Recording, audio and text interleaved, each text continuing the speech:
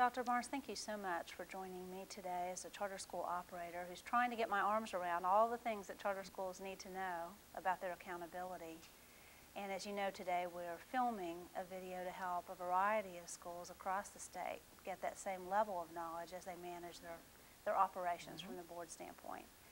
I'd like to start really by, I know that you're the Associate Commissioner over standards and programs, and I'd like to start by having you talk a little bit what programs and standards are in relation to charter schools and accountability.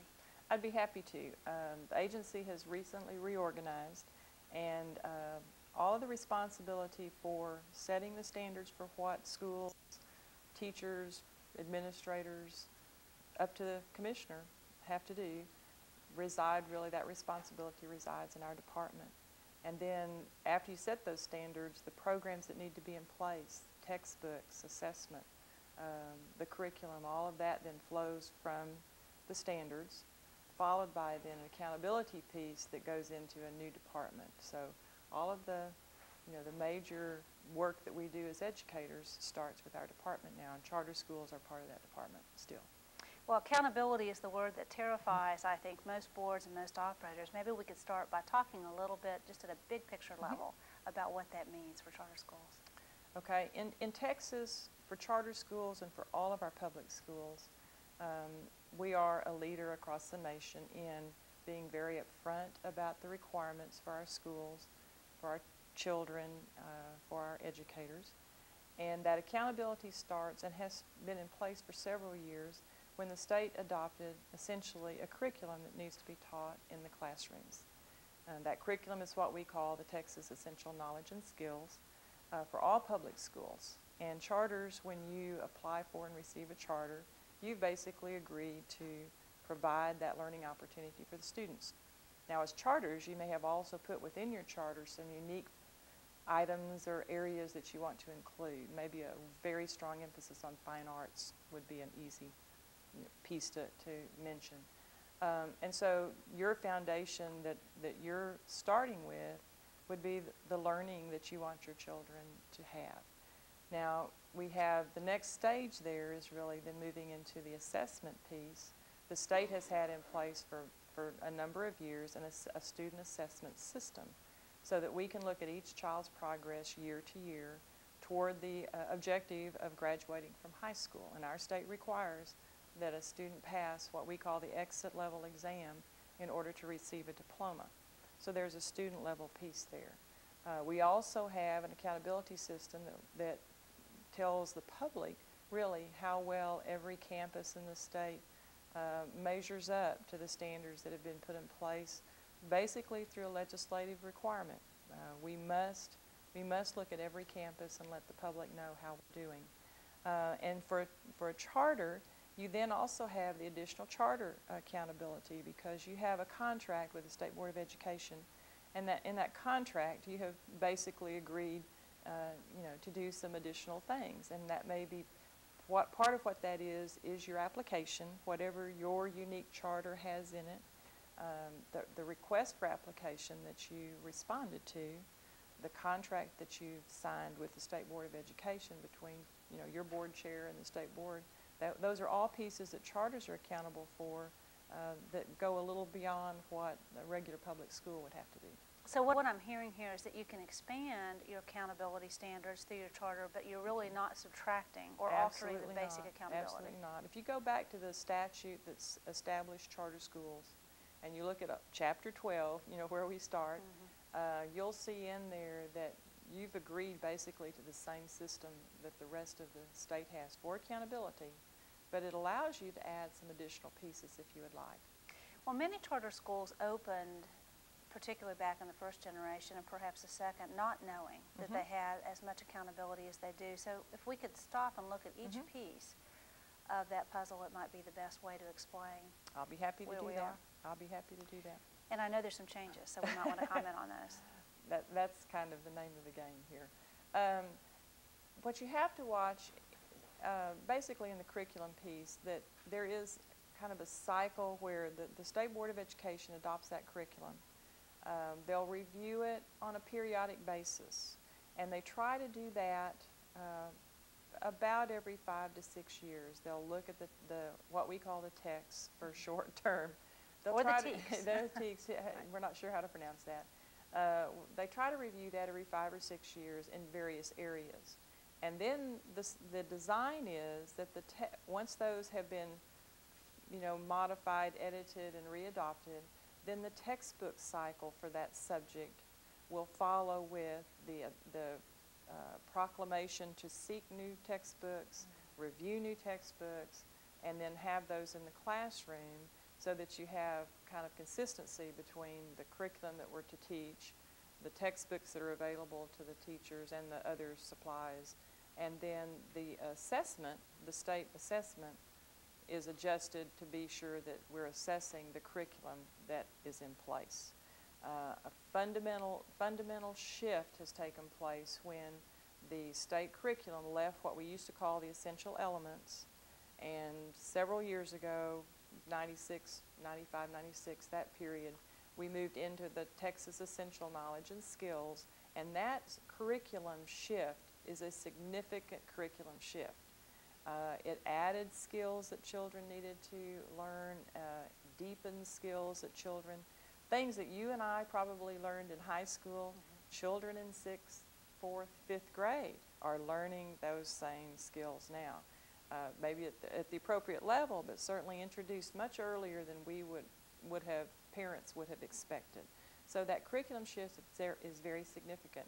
It's reflected then in a very significant shift in the state assessment. We had in place for several years what we called the TAS test. That has shifted, and we now have the TAKS test, the Texas Assessment of Knowledge and Skills. It's a little bit difficult to say, but it is the new assessment system that's in place. The TAKS test grades 3 through 8. We've added 9, 10, 11 was already in place. No, I'm sorry, 10 was in place. We've added 11. So we've added some grades. We've added subjects at various grades, which we're going to go into in a little more depth. So that significant shift of curriculum has been reflected in a very significant shift in the expectations for your children in your classrooms to perform in much more challenging arenas. I never realized how closely aligned date-wise the shift in curriculum in the state of Texas was with really the origin of charter schools. So just about the time charter schools came into being, they were ramping up some of these new requirements. That's right. That's interesting. It was all part of the rewrite, really, of the code that was completely rewritten in 1995. Okay. So a lot of change took place then. Well, actually, sometimes charters feel like things are changing just for them, but what I'm hearing is that they're changing for all public schools, traditional public and charter public schools. Correct. That makes me feel a little better Good. in some way. Tell me a little bit about accountability, ratings and standards, and how that's transitioning as well under the state. Well, let me talk just a little bit more about some of the pieces that we need to look at in the TAKS, because I think that'll shift a little bit better into the accountability. Okay. I want to go a little bit more deeply into the assessment piece. Part of what we need to explore, I think, would be some of the new areas that have been added to the testing piece.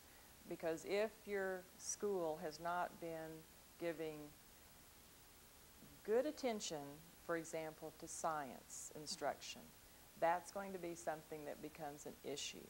The new TAKS system, the new state assessment system, has added science, will be added at the 8th grade.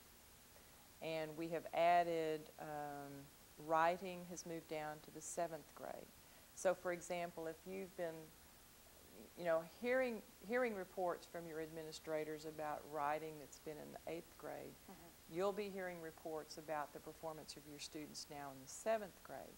And what that says to everyone who's in the instructional stream in your campus is that they really need to be looking at the instruction in the grades leading up to those tested grades. You know, if we haven't really been focusing on science because it didn't get tested, then we really need to focus on science and push all that instruction down. Make sure those teachers are well versed in the essential knowledge and skills. They may need to be taking some staff development. There's some wonderful resources that are on the website. If you go to the TEA website, which is www.tea.state.tx.us, there's a wealth of information that you can be linked to. Any teacher can find information from the Centers for Educator Development. There were centers in language arts, math, science, social studies. And so if they're not familiar with that and it's available to them free of charge, they can get in there and really look at the text in different ways than they probably have in the past.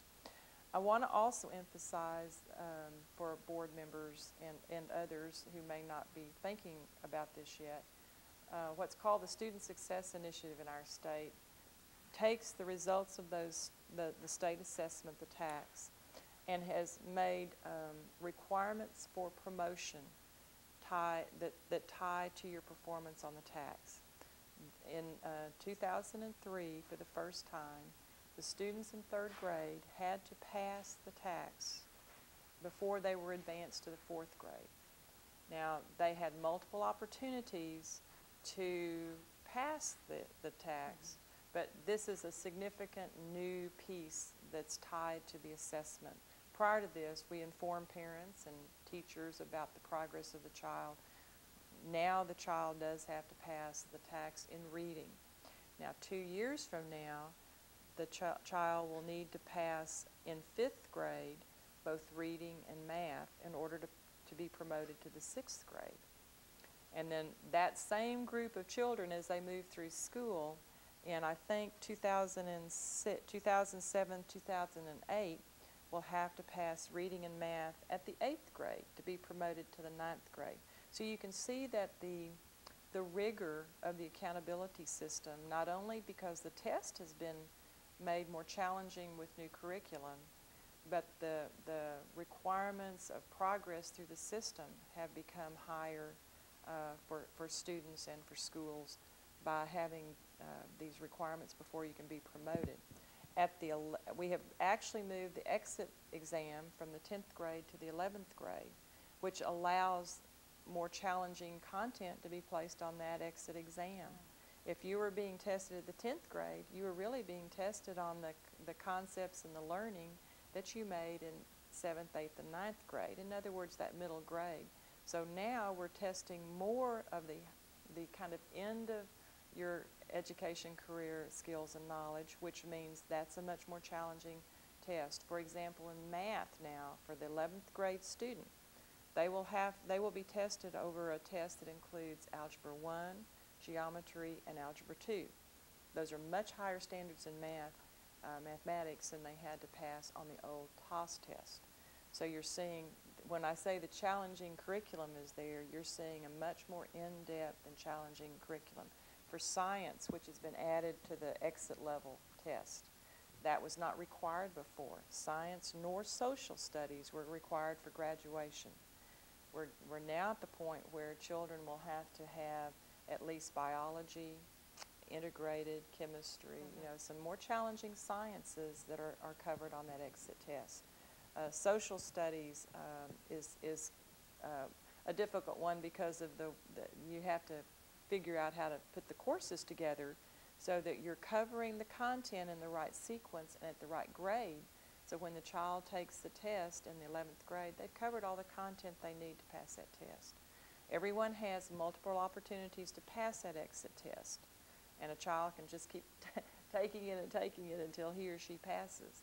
But it is a significant challenge. It is a significant test. We'll talk in a minute about some of the new standards that children have to meet and where we are in implementing and raising those standards for each child. Yeah, I'm really glad you slowed down on these particular issues because I think as board members, and this training is designed for board members, it's easy to read the headlines and know that children won't, if they don't pass the test, they won't be promoted. What is sometimes hard is to know what questions to ask of your CEO or your principal or superintendent, and by understanding more about the criteria, Right. you can ask the right questions. Right. Is some of this summarized on the TEA website? Yes. That would be helpful. If you'll go to the website, you'll find a wealth of materials, probably more than you perhaps need. Need to know. But there are kind of overviews that have been posted there that just kind of give you updates on where we are with the new tax system. And if you go, there'll be I think there's a button that says standards or accountability and standards. If you start there, you'll be linked to all kinds of things. Okay. There's probably more than you need. We also have, and a lot of board members may not be aware of this, we do have student assessments in Spanish. So the TAKs are given in Spanish at grades 3, 4, and 5 for a variety of subjects. And your accountability ratings also include the results of the Spanish version TAS. So we're not just talking instruction in English, we're talking instruction also in Spanish. The state also administers what's called the state-developed alternative assessment for students who are being instructed in the state curriculum, but because of their special needs, might need a different type of test. Maybe their grade level's not quite, at the same as everybody else because they might be receiving special education services. If their admission review and dismissal committee, their ARD committee, determines that the regular TAKs is not the appropriate assessment, then they could take the SDAA, State Developed Alternative Assessment. For a very small number of students who have really more challenging situations and they're really not receiving instruction in the state curriculum, a local district can have what's called a locally developed. The local alternative is LDAA, Locally Developed Alternative Assessment. And those results are also reported. So you should have every student essentially in your charter school should have some type of assessment that would be reported for them each year. And you should have a system about how they qualify for a different That's right. assessment. That's right. That's part of anyone who's not in the regular tax system would be in the alternate systems through their ARD committee. Your administrators should know that, but you ought to be, when they're talking about your tax assessments and the results, you might want to be sure you're saying, do we have any results for SDAA? I mean, how are we looking at that? And just make sure you're aware that those are out there. That's good advice. And I assume there's some type of criteria before a student is authorized to take the tax in Spanish. Yes, well. that's going to be determined by the language LPAC.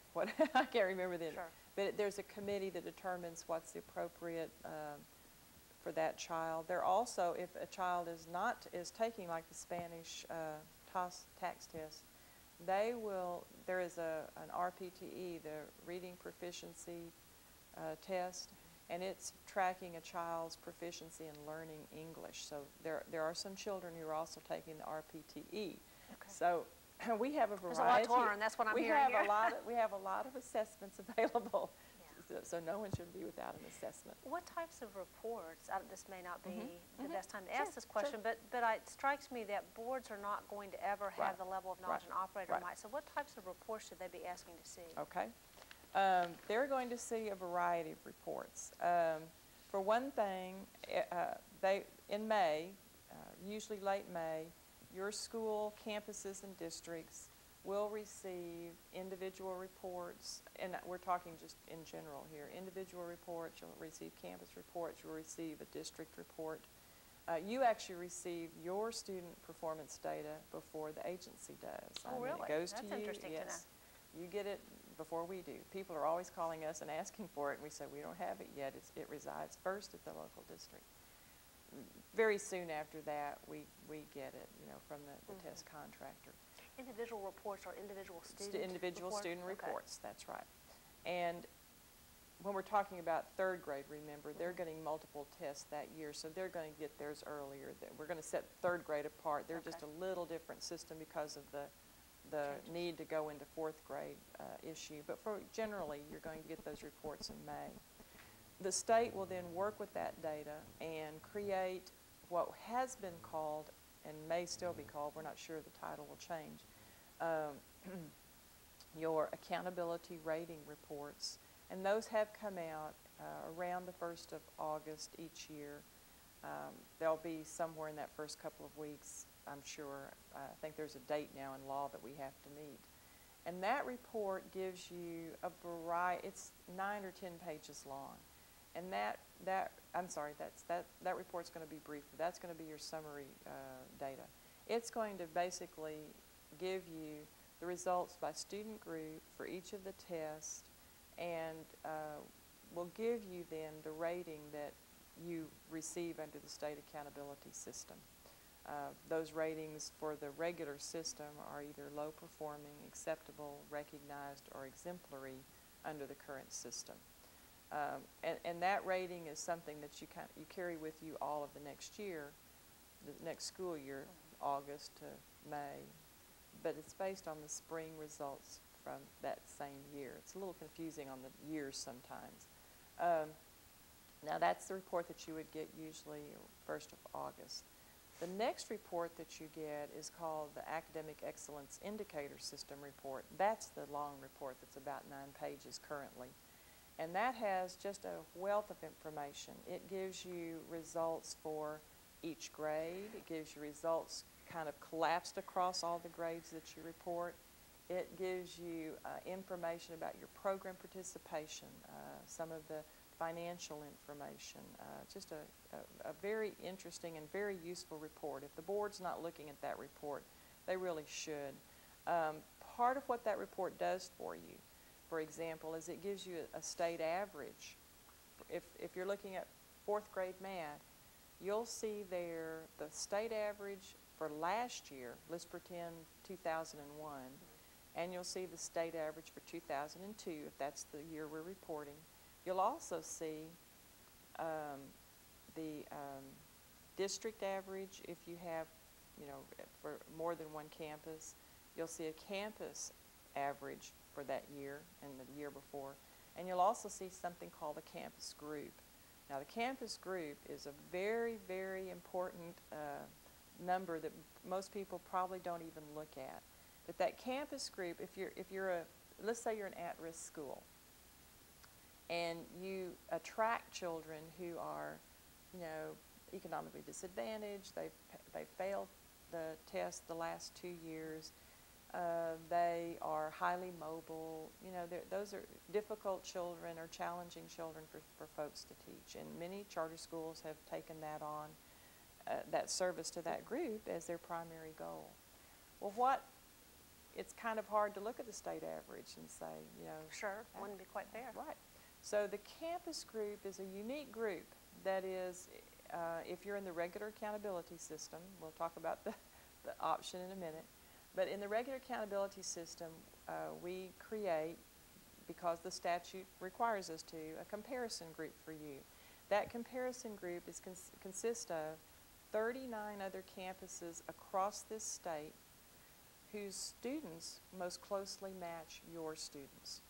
And we look at factors like the ethnicity of the school, the mobility of the children in and out of your school. I can't even remember the other, but there are like 6 different factors that we match on. I want to say maybe language, I think it's language proficiency. But let's say there are 6 characteristics. And so we pull the results for those other 39 campuses that have very mobile children. If you have a mobility rate of 90%, then you're going to see 4 or 5 other schools at your grade level who have very highly mobile students. And you can see that the growth those children had was better or worse than the average growth that your children have. If you go in and find that the average growth for that campus group is like 10 points, we'll talk about the TLI points, and your growth for the very same children that essentially is only 4 points, you could say, I wonder why these other campuses with children like ours are making so much more progress than we are. That's an important question to ask. You'll have that for both reading and math. And the way we do that is we look at the achievement of the child this year and compare it to the achievement of the child last year. Wherever that child was in this state, the agency finds that child's results from last year, and they've come to your school this year, so you've had them all year. And we just look at the growth that they have while they've been with you this year. And we take that average growth, and that we create a number, and then we look at your average growth with those other 39 schools. And that's that campus group number that you get on that report. It's a very interesting number. Does that particular piece of the equation fit into the rating, the overall No, rating? that's called a comparable, there is a comparable improvement report, and that will actually give you a quartile. We rank those 40 campuses, and we divide it into quartiles, fourths, if you're in quartile 1, then you were one of the 10 best campuses with your kids. If you're in quartile 4, you're one of the lowest performing campuses with kids like yours. Okay, so in your category. In your category, those 40. So if you look on that summary report, you would get this report in August when you get your ratings report. You'll get a quartile report. Do there. they come together in the same mailing? They do come in the same mailing. Actually, you'll probably get your comparable improvement report in October, but when we put it up on the website, yes, it will be married with the summary of your results. So you'll board find it members in one. can pull them Oh together. yes, all of that's on the website. The Good. whole world looks on at your results. In fact, when parents call us at the agency and say, "Can you tell us about the school?" we're not really allowed to make recommendations. What we do say is, "Here's the website address. You can look at the school's performance over several years, as many years as we have. Those results are there." So that's part of what they call transparency. That's correct. That's all. It's all very public. So if I were a board member, I would go visit that website and I would look and see what the public's seeing about my school, and make sure I understand what those numbers mean, because you need to know whether those are particularly good numbers or bad numbers. So for a board member, the report comes into the school a little bit before it goes on the website. Is that just a week or two? Oh, probably 24 hours, 48 hours. Okay, so it's a very quick turn. We are a transparent agency. Once we have something and it goes out to you, it's really subject to open records, just like you're subject to open records. And so those are timed pretty closely. The media will get that information very quickly, as you know, and so they'll pull things down off the website as soon as they're up there. So board members need to stay on their toes, is what I'm hearing here. I think that's not a bad idea. So that's one thing you need to look at is that quartile number, and you can tell whether if your reading quartile is number 1 or number 2, then you're doing well compared to the other campuses with children like yours. If your quartile numbers are 3 or 4, that means the other schools with children like yours, those children are doing better on those campuses. Now let me ask you about history of quartiles. I assume this has been going on for several years. I want to say the comparable improvement report where we use those quartiles, I believe started going out, I want to say maybe 96 to 98, I'm not sure, but it's been out there a while. As long as most charter schools have been Oh, around. yes. If you wanted to see the history of your school's success or lack of success in that particular assessment category, how would you find that? Well, if your school didn't have right. In all the fact, records? you may have to call us and request the comparable improvement report specifically. You can find on the summary data results when you go to the accountability summary data as opposed to the AEIS reports, that quartile will be on that report. It doesn't go across years. You have to look year to year, if I'm not mistaken. So you might have to contact That's the right. team. Or you can get it off. You can get it in each year off the website. There is another document that kind of summarizes your accountability ratings over time, but I don't believe it's on that particular report. Somebody could help you. You could call the charter office and we'll help you find whatever you want. Now we need to talk about those schools that will not have a comparable improvement report. if you, the state has had, up to this point, a standard accountability system, which we've been talking about, or Yes. we'll talk more about in depth. But there was also an alternative accountability procedures set. And for campuses that declared themselves to be an alternative education program, primarily for at-risk students, for example, you could register to become part of this other system, this other set of procedures, really. Would that require board approval? I don't know that it did, but So you might not even know. you might that's not how know your that, school's being that your assessed. school administrator's registered. The school administrator would go into a system, get a number, and then go in and register in that system. What that system does is it significantly gave the school, what should I say, an opportunity to meet standards of being acceptable with much lower performance on the state assessment. For example, last year, 2002, the last year we actually had ratings awarded, 55% of your students had to pass the reading test, the math test, the writing test, and each student group that you have in the system. If you have a certain number of African American students, economically disadvantaged students, Hispanic students, white students, and then we call a group all students. That's everybody. Everybody has all students. But then if you have a number of African American students, a number of economic, you got ratings on each of those students. In essence, you had to meet the standard of 55%. If one subgroup does not meet the standard of 55%, then your accountability rating would be, in that category. It might not be acceptable, it might be low performing because those students were not meeting the standard of 55%. Okay, so for the at-risk schools, that was very difficult. 55% was a very high standard for them. So the state established a lower standard of, I believe, 30% passing tax. But you then also had the attendance standard was still in place. The dropout standard was still in place for secondary grades. So those standards were the same, even in No, the... they were lower, lowered but they were also? still in place. Okay. Right. About 5 to 10% lower. It was a lower standard across the board for that at-risk population. And you had an additional piece that you have to do. You had to choose from a menu of other indicators. That might be GED completion or course completion. There were a menu of 8 or 9 items you could choose among, and you had to choose one for elementary grades and one for secondary grades. And the school had to take the responsibility then of supplying the agency the data to review in certain formats so that that became another piece of your accountability system. So you could individualize a bit. Correct, for whatever your program was.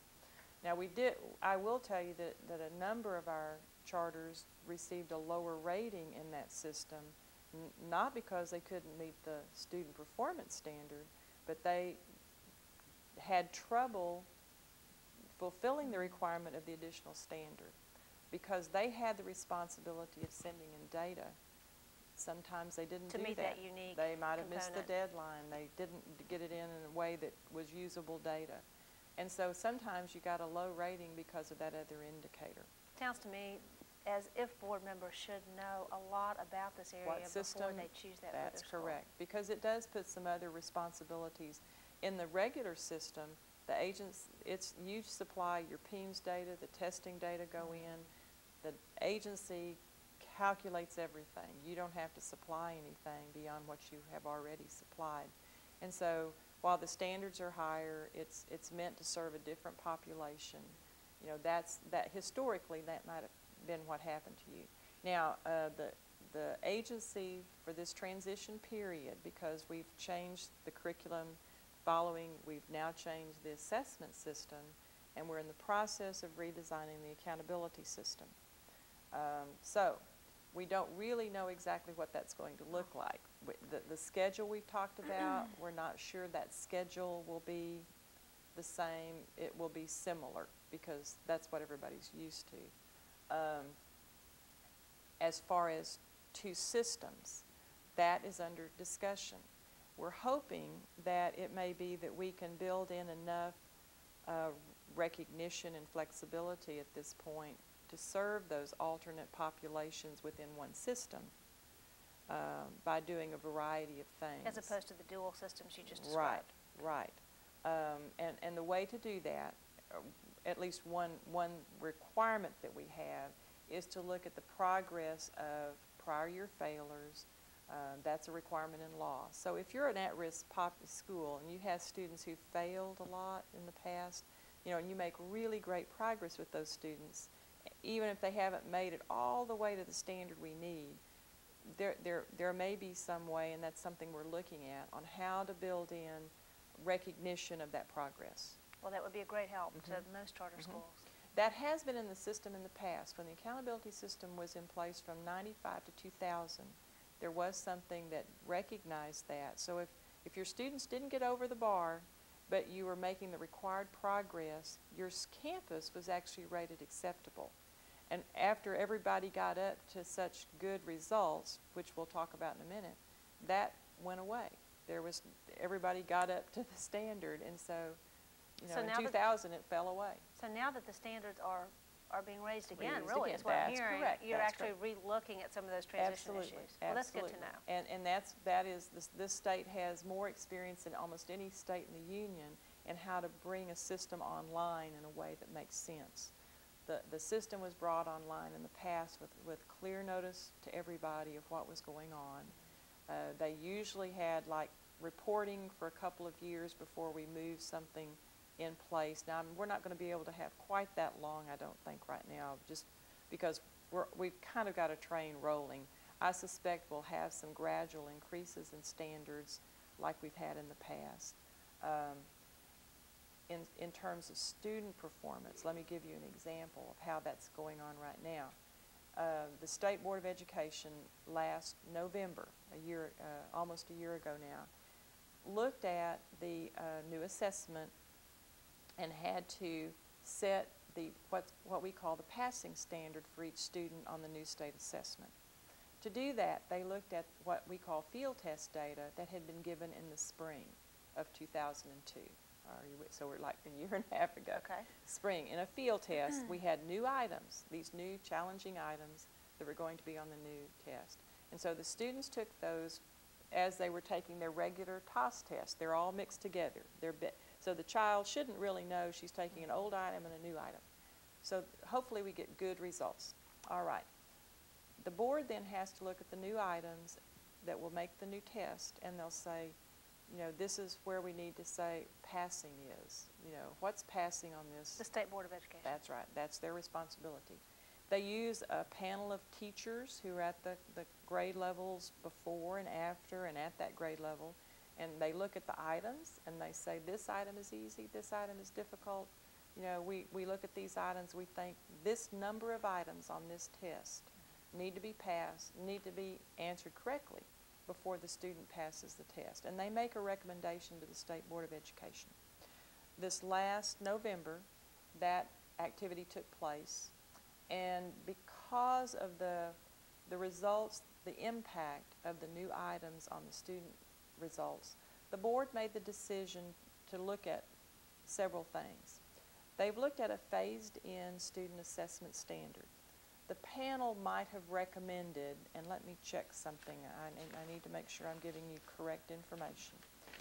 I'm going to use mathematics as an example. The panel might have recommended that on the 4th grade mathematics test, which had 42 test questions, that a student, to be passing that test, would need to answer 28 questions. Now that means the child would have to pass about 67% of the test. And when we looked at the results, if the board had set the standard at that level, only, let me think, 66% of our students would have passed the exam. And that was, quite a number of kids. Traumatic for quite a number of students and their families. Right. Now remember, we said that 3rd graders had to pass this test to go to 4th grade in reading. Well, if that panel recommendation had been taken, 68% of the children would have passed the third grade reading test on that first try. That was a little bit Harsh. disquieting. So the board looked at and finally adopted a phase-in plan.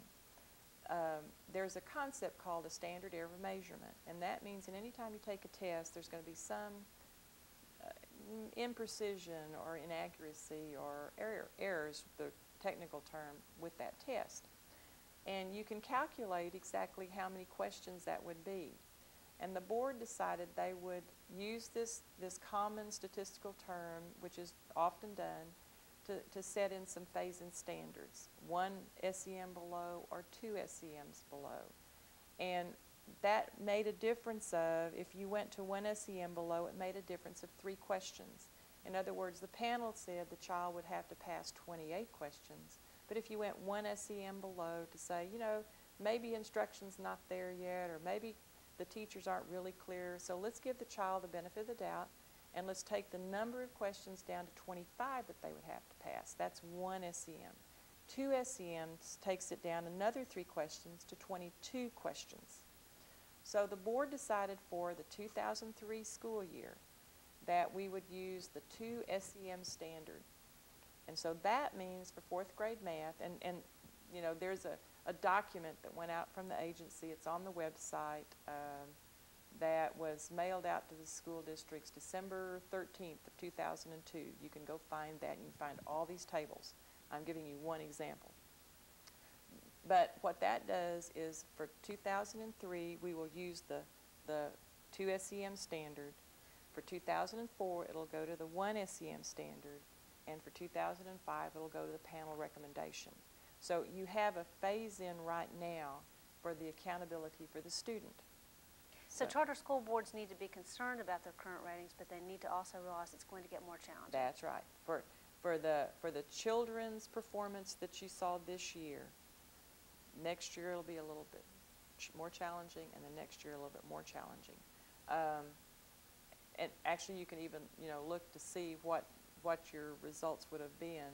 Oh, you can? Oh, yeah, because those reports, probably you can go and look at the state results here and kind of see. You probably would pattern.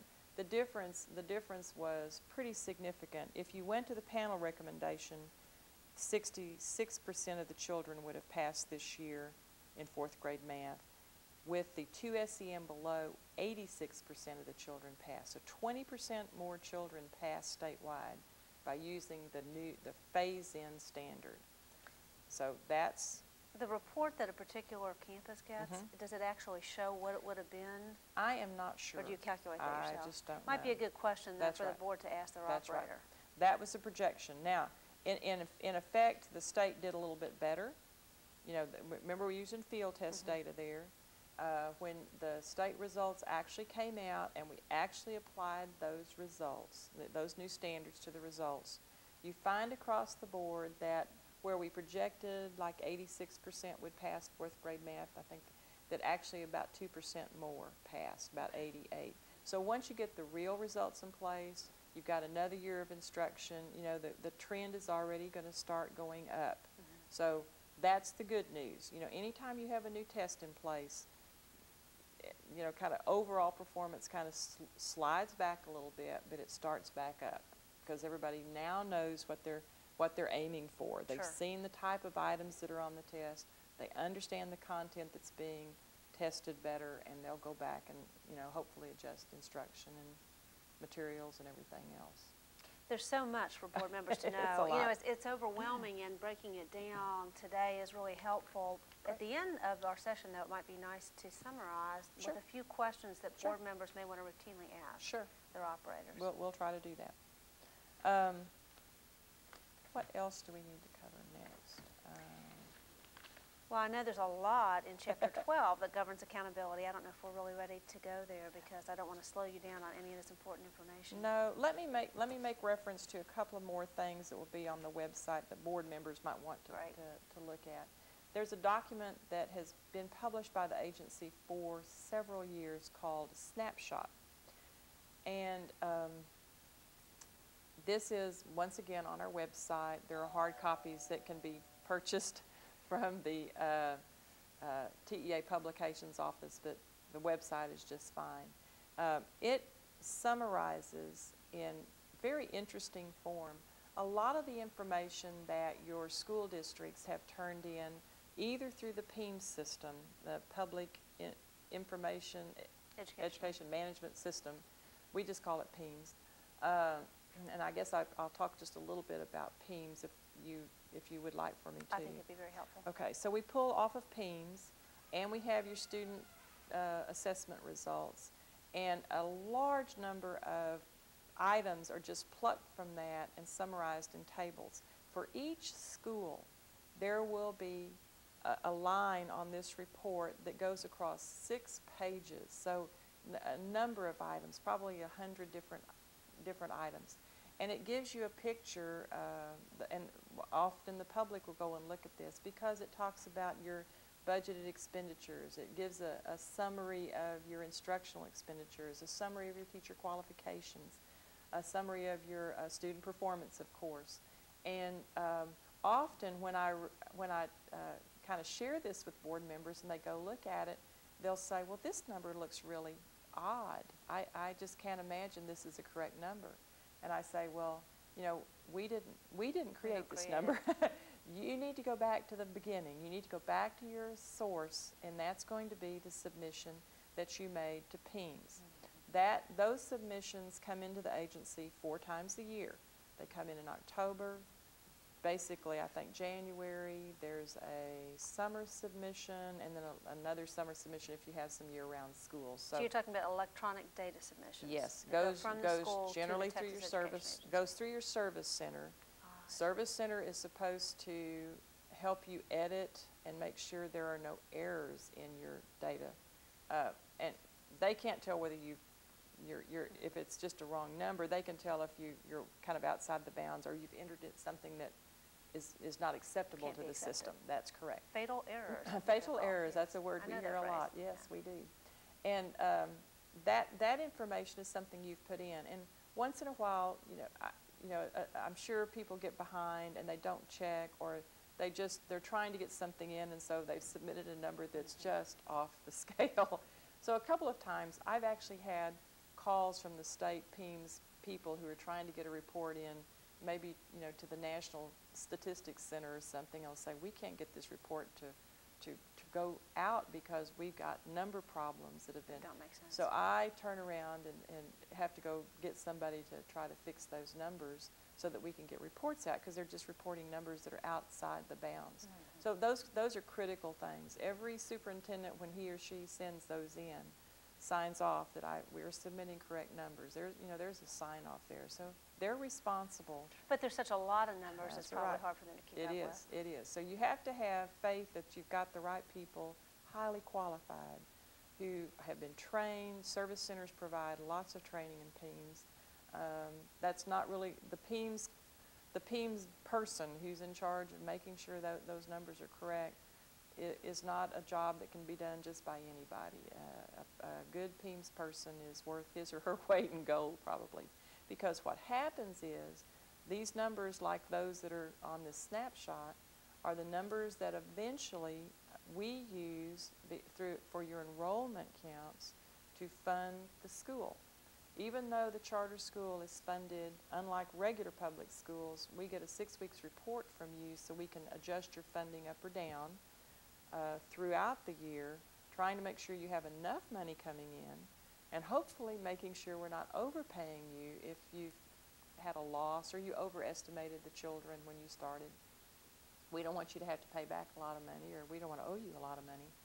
But through the year you submit, or your administrators submit those reports, hopefully timely and accurately every 6 weeks. We flow dollars to you on that basis. But at the end of the year in the summertime, you have gone back and verified all of those and made corrections on your PEIMS submission, so that becomes what you tell us, we earned this much money for these children. That's an accountability on a very fundamental, a very real level. I think every board member can really get their attention to federal funding. But I want to back up from the Sure. snapshots. If you go to the TEA website, is there actually a button or a prompt that will tell you? No, I think you're going to have, if you go into the easiest way for me, we've redesigned the website, and I have to go back to the A to Z titles. You'll go, there's a little tab at the top. Alphabetical. And it's alphabetical, and if you'll scroll down that alphabetical index, to me, that's the easiest way But are to you find scrolling anything. to S for snapshot? Right, Or, okay. that's what I would do. So actually, a board member just has to remember that Just phrase, and they snapshot. should be able to get in. Okay. It's and the snapshots go back for years. Your charter won't be that old. But what's nice is the charters are at the very back. They have the regular school districts, and there's a section that just has charters in the back. There's a shorter list. Right, there's a shorter list because the way it's organized is by counties. And so if you're in a county that has a zillion school districts, you don't want to have to figure out. You go to the very back, there's a charter section. The other nice part about that is at the very end of that report, you'll find summary data for charters and state. So if your board wants to know whether our instructional expenditures are reasonable, odd, too high, too low, you can at least look to see what the state average is. You can see what the charter average is. And you could use that, given the context of your school, to maybe look to see, are we ahead, behind? You can look at teacher qualifications, for example. There'll be an element that talks about the percentage of teachers with advanced degrees. You might want to know whether you're way behind other charters or not on number of or percentage of teachers with advanced degrees. It's a nice way, if you don't have any other yardstick, to look at that. You don't have to use it, but it is one way to look at it. Has salaries for central administration, teacher salaries. So if you're trying to get a gauge on whether you're in the right range for that, it's one place to look. Well, as you pointed out before, parents are becoming much more educated consumers of education, so they're going to want to have these questions answered, so it's really incumbent on the board to stay ahead of them. I think that the area where I'm still confused is this idea of revising your data if it's incorrect. Does your snapshot get revised as well, or does that stay the same when you have it? There are points of time. Every time you submit a PEIM submission, there's a correction window, as I understand it. And once the correction window is passed, you basically have to live with some of that data. Okay. And it gets reported. Once it's up there on the website or in hard copy here, you've got a year. It's out there. It's out there. You've Yes, got a year right. that you've got a very strange number. So you may eventually correct a funding issue, but your piece of information that's flowing to the public is still out That's there. correct. That makes sense. We've had a few cases where I happened to work with an ISD that actually turned in very incorrect numbers for their economically disadvantaged children. And as you know, or that board members may not know, but those numbers cause certain kinds of dollars to flow to your school district. And if those numbers, if you really have 200 children and you turn in 5, well, guess what? Yeah. So we have, the agency has been able in some cases to go through an investigatory process, and trying to get the money to the children, said, well, we'll be able to fix this piece, but guess this other piece is not going to be fixed. Sure. That makes sense. What else should we cover before we move to the next topic? Let me make sure that I have covered what I wanted to talk about here. Let me make reference to a couple of other things here.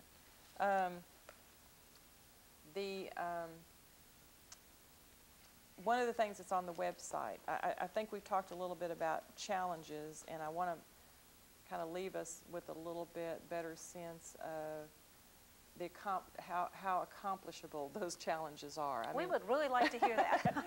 I can assure you.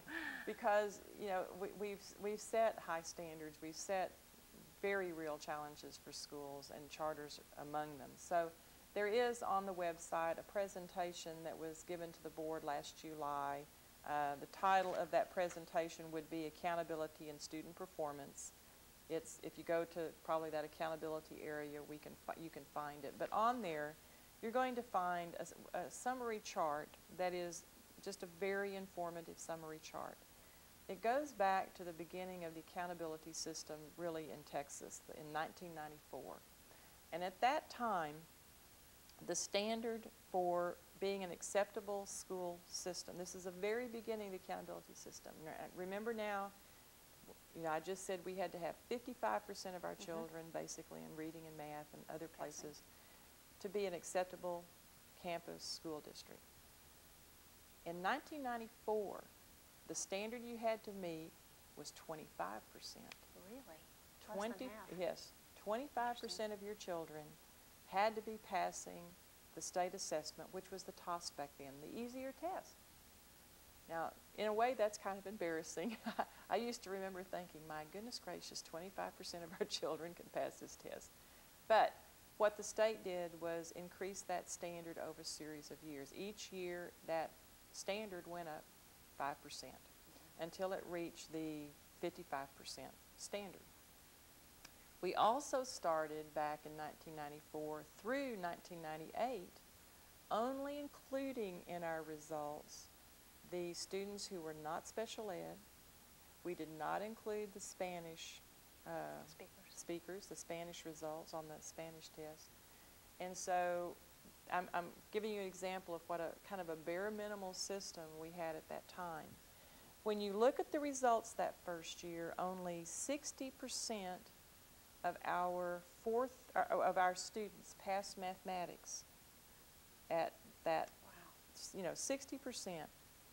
And I'm sorry, I should have said 25% was a TOS passing standard. That's pretty bad. If that school was 25%, I think I said it right. You did. Mm-hmm. Okay, good. You did. So 60% of the students passed their own standard. They passed the test. That's all students. If we look at the children who were economically disadvantaged, only 45% passed in 1994. And for African American students, only 38% passed. There was a huge gap between all of our students passing 60% and our African American students passing at 38%. Think about how big that gap is. Enormous. Now, let's move all the way to 2002 when we kind of phase out the TOS test. We've now added special education students. We've added the Spanish version of TOS. We've added more subjects, and we've raised the standard to 55%. When we finished in 2002 with the TOS test, our all students passing rate was nearly 93%. That's amazing. It moved from 60 to 93%. But that movement's not just a straight movement. We've just added lots of other things. I mean, it's an incredible amount of progress that the school's made that most people don't understand. It just looks like even 60 to 90 is great. Sure. But we added lots of children and lots of subjects, so the schools met a huge challenge. The African American students went from the 38% to 86, nearly 87%. The gap went from 28% down to 6%. Think of that. I mean, African American students in 4th grade math in Texas outperformed the rest of the state. I mean, the rest of the nation just a couple of years ago. That's just an incredible accomplishment for public schools in our state. So I guess the point in looking at that is we've got more experience with accountability systems and state assessment and state curriculum than almost any state in the nation. And we have shown that you can set that standard out there. It looks tough. It does have some consequences, but we can meet it, and the kids are benefited from it. The other thing I hear from that story is that charter operators should not get discouraged by slow, steady progress. Right. They need to make sure it's coming, but Right. they need to realize that their traditional public brothers and That's sisters right. went through that same Right. evolution. And I don't know that we hear that enough, so No. we need to make sure we Well, and the remember. other piece you have to remember is charters, basically, I think the first ratings we had for charters were in 98. Well, the system started in 94. Everybody else had a 25% passing rate to be acceptable. The year that charters started in 98 and got their first ratings, they had to jump in and get 40% to be acceptable. So, you know. I feel better already. Well, sure I'm everybody glad. else does. I mean, you know, the challenges are out there. Yeah. But there are just a lot of pieces to it that what we need to watch as the new system's being developed, and the system's supposed to be developed through the fall of 2003. You'll get from the state, it was originally projected for a December, kind of a, here are the standards, and based on your 2003 results, you know, the first time you have your tax results, which you have in your schools right now, but no accountability system to say are they good or bad, right. You'll get kind of a preliminary report originally scheduled for December. That's not going to, you'll get an AEIS report that shows you a bunch of information, but it doesn't apply a standard. That's going to get out to the schools around March of 2004. It's being delayed several months, and that's because of the federal requirements on adequate yearly progress. We had to move that in front of our state development. We had no choice, and we can talk about that in a little bit. So what you'll find on the website in the transition plan for 03, there's a document on the website called Accountability for 2003. That plan has shifted back several months, and so you will get a mock-up that'll say if the standards had been in place that have now been designed this fall of 2003 and that we had applied them to your results, this is how you would have rated. It's not a real rating, but it's how you would have. It's to give the schools a sense of the new system, how it's going to operate. And how much they have to do. How much you need to do. You already have at your school your 2003 summary results. I will say that across the board for our charters, and board members need to be really aware of this, clear challenges for charters if you look across charters. You know, individual charters may have done differently, but across the board, charters have challenges in mathematics and science performance. We are probably significantly below the state average in those two areas. I've not seen a state average number summary. I got them grade by grade. So I don't have a direct comparison, but I suspect that's going to be the case. So looking at instruction, qualifications of teachers in those areas, the resources that you have available to those teachers will be really critical over the next several years. Keeping in mind that if mathematics is not a strong strong results right now, those children who are getting to 5th grade in 2 years, those children have to pass that math exam. So we've got to really, really look at mathematics heavily, I think, in the next several years. There should be lots of help for that. There are federal dollars that are flowing for schools for teacher quality training. So there should be dollars out Particularly there. geared to mathematics? Just geared to teachers, but okay. that would be, any area of need. you know, that school needs to look at your own results, and you need to make sure that you're targeting the dollars in the right places. Using them where you need them. That's right. That makes sense. Yeah, and so that's why you need to look at those results the state sends you so you can plan for where all your dollars need to go. You know, many charter board members came from nonprofits that were not operating public schools at all. And so this is probably, in many instances, the first time some of the board members have understood the resources available. As we pause for a moment to transition to some new subjects, I just want to remind us that at the end of our next hour, it might be good to go back and really just summarize, in addition to some questions boards may want to pose, perhaps summarize some resources that you've mentioned on the website, because I think that's going to be so powerful. I'll be happy to do that. Let me talk just a little bit about kind of the end of the current accountability system.